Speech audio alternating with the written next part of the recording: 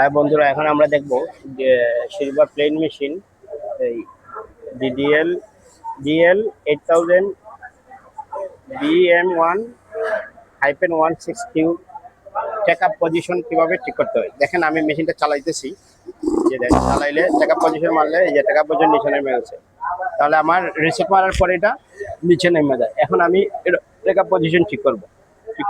কি করতে হবে আমার, এই যে পি বাটন, এই যে পি বাটন, এই যে পি বাটন, এই পি বাটন চাপ মারিয়ে ধরে রাখতে হবে।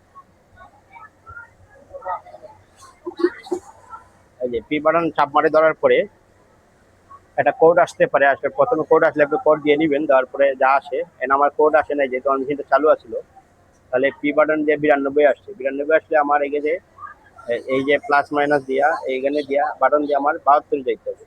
এই যে 72 গিয়া, হ্যাঁ, এই এস বাটন চাপ দিতে হবে, আবার এস বাটন চাপ দিতে হবে। দেওয়ার পরে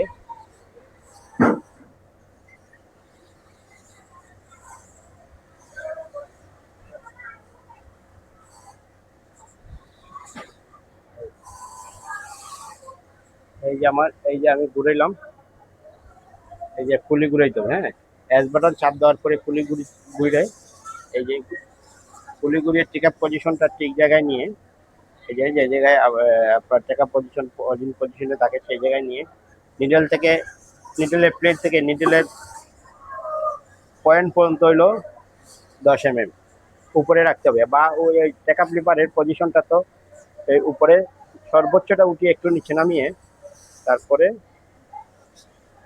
এই যে রিসেট, এই ইন এস বাটন চাপ দিতে হবে। এস বাটন, এই যে এস বাটন, এই এস বাটন চাপ দিতে হবে।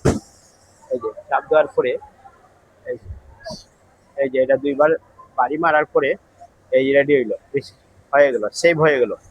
এখন পি বাটন চাপ দিয়ে বের হইতে। এখন আমি চালাই দেখুন,